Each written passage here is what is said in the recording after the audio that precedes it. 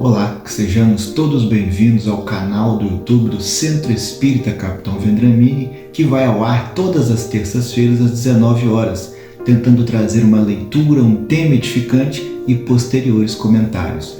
Lembrando que o nosso Centro Espírita Capitão Vendramini se localiza na cidade de Três Corações, em Minas Gerais, e todos os domingos às 19 horas até às 20 horas nós temos as nossas palestras públicas e no final de cada palestra pública nós temos os nossos passes individuais. Vamos então nos preparar para o tema dessa noite, fechando os nossos olhos, elevando nossos pensamentos e os nossos sentimentos em prece. Deus Pai de infinito amor e misericórdia, que o Senhor possa nos permitir estarmos aqui nesse canal do YouTube, tentando sempre na melhora, no entendimento, através da fé também, nos tornar melhores criaturas, que possamos cada vez mais entender essa doutrina tão maravilhosa que nos ajuda a nos tornar melhores criaturas. Dá-nos então a permissão de iniciar o tema dessa noite. E o tema dessa noite é: quem me segue não anda na terra. Isso está lá no capítulo 8 de João Evangelista, versículo 12. Mas para a gente poder lembrar o que aconteceu nessa passagem, vamos ler aqui do 1 ao 16. Não vou ler tudo porque é muito longo, né? Então vamos lá. Jesus, porém, foi para o Monte das Oliveiras. Ao amanhecer, ele apareceu novamente no templo, onde todo o povo se reuniu ao seu redor. E ele se assentou para ensiná-lo. Mestres da lei, os fariseus, trouxeram-lhe uma mulher surpreendida em adultério. Fizeram-na ficar em pé diante de todos e disseram a Jesus: Mestre, esta mulher foi surpreendida em ato de adultério. Na lei de Moisés nos ordena apedrejar tais mulheres. E o Senhor, que diz? Eles estavam usando essa pergunta como uma armadilha a fim de terem uma base para acusá-lo. Mas Jesus inclinou-se e começou a escrever no chão com o dedo. Visto que continuavam a interrogá-lo, ele se levantou e lhes disse: Se algum de vocês estiver sem pecado, seja o primeiro a tirar a pedra nela. Inclinou-se novamente e continuou escrevendo no chão. Os que ouviram foram saindo, um de cada vez, começando com os mais velhos. Jesus ficou só com a mulher em pé diante dele. Então Jesus pôs-se de pé e perguntou-lhe: Mulher, onde estão eles? Ninguém a condenou? Ninguém, Senhor, disse ela. Declarou Jesus: Eu também não a condeno. Agora vá e abandone a sua vida de pecado.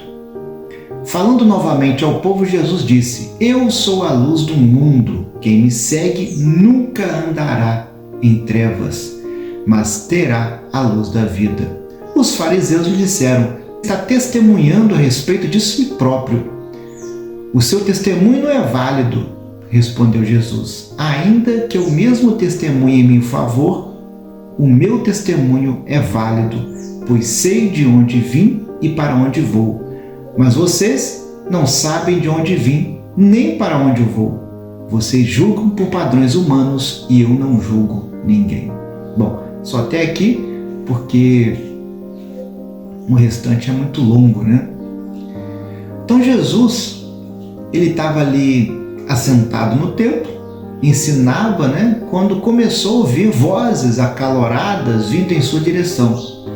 O barulho ali foi se avolumando até que diante dele e de toda a multidão de testemunhas foi colocada ali uma mulher em terríveis condições. Os escribas, né, os fariseus, não a levaram ali a fim de aplicar um julgamento justo, mas de acusar a Jesus e fazê-lo receber a mesma sentença da mulher. Contudo, né, a lei que usavam como argumento a favor de seu discurso era a mesma que dizia que tanto o homem quanto a mulher deveriam arcar com as consequências de seu pecado. Já dizia a lei mosaica, né? Se um homem adulterar com a mulher do seu próximo, será morto, o adúltero e a adúltera. Mas levaram só a mulher, não levaram o homem. Então, diante daquela covarde cena, Jesus inclinou-se ali e começou a escrever no chão, com o dedo. O silêncio dele ali causou um desconforto. O dedo que havia gravado nas tábuas de pedra, né? Não adulterarás, está lá em Êxodo, capítulo 20, versículo 14, agora estava gravando uma misteriosa mensagem em lugar fácil de apagar. E sobre esse momento ali, Ellen White, escritora e estudiosa da Bíblia, ela vai relatar o seguinte: impacientes ante sua demora e aparente indiferença, os acusadores aproximaram-se, insistindo em lhe atrair atenção sobre o assunto. Ao seguirem, porém, com a vista o olhar de Jesus, fixaram-na na areia aos seus pés. E transmudou-se-lhes o semblante, ali traçados perante a eles. Achavam-se os criminosos segredos de sua própria vida. O povo, olhando, reparou na súbita mudança de expressão e adiantou-se para descobrir o que estavam lhe olhando com tal espanto e vergonha. Então, rotas as vestes da prendida santidade, ficaram culpados e condenados em presença da infinita pureza. Tremeram de que as ocultas iniquidades de sua vida fossem expostas à multidão, e um a um, cabisbaixo, confusos, foram se afastando silenciosos, deixando a vítima com um passivo salvador. É um estudo da Ellen White. Bom, existem várias teorias sobre o que Jesus escreveu na areia, a maioria delas de religiosos, de várias religiões e tal, mas estudiosos da Bíblia. Para nós espíritas, nós sabemos que Jesus é o ser mais puro e mais perfeito que já encarnou aqui entre nós.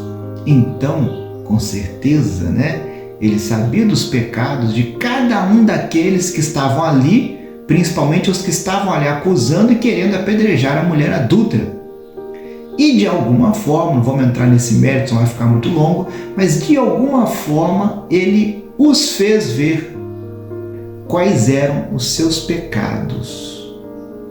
E começaram a ver que eram tão pecadores, como a mulher adúltera, ao ponto de entenderem a sua hipocrisia de estarem ali acusando e de saírem. E quando Jesus disse: aquele que dentre vós estiver sem pecado, seja o primeiro que lhe atire a pedra, ao se retirarem, acusados pela própria consciência, todos reconheceram ser réus da morte. Réus da morte por quê? Porque segundo as leis, as crenças da época, tinha que ser punido com a morte. Então aquela mulher não era diferente. Seu pecado também era passivo de morte. Contudo, pensando estar conduzindo aquela mulher à condenação fatal, aqueles homens a conduziram à verdadeira liberdade, E a voz ali da onipotência declarou a sua justa e misericórdia sentença: nem eu, tampouco te condeno, vá e não peques mais. Notem que Jesus não ignorou o pecado da mulher, mas ele ofereceu o perdão seguido de uma ordem. O profeta Jeremias, clamando a Deus que o socorresse de seus inimigos, declarou: ó Senhor, esperança de Israel, todos aqueles que te deixam serão envergonhados. O nome dos que se apartam de mim será escrito no chão, ao chão e areia, porque abandonam o Senhor, a fonte das águas vivas. Está lá em Jeremias, capítulo 17, versículo 13. Então Cristo, ele ia acabar de declarar àqueles acusadores: quem crê em mim, como diz na escritura do Jeremias ali, de João também, mas eles escolheram ali rejeitá-lo, tendo suas vidas expostas no chão da vergonha, onde Jesus escreveu: contudo, a boa e feliz notícia é que Deus escreve os nossos pecados, onde podem ser facilmente apagados. Como aqueles acusadores, tudo o que comete pecado é escravo do pecado. Ora, se o pecado nos escraviza, então o lema "deixa a vida me levar" nunca foi e nunca vai ser um sinônimo de liberdade, sim uma canção de exílio. Então liberdade está em crer em Deus, em estar com Deus, à luz do mundo. Quem é de Deus, ouve as palavras de Deus. E se alguém guardar essas palavras, conhecereis a verdade nos libertará. Então, mesmo que estejamos aqui encarnados na matéria, quando estamos com Deus, à luz do mundo, seguindo as pegadas do Filho dele, Jesus Cristo, nosso governador planetário, nós estaremos caminhando no céu e não na terra, mesmo aqui encarnados, usando da matéria para que possamos estar aqui aprendendo, nos tratando também e assim evoluir e voltar para a nossa verdadeira casa, o mundo maior.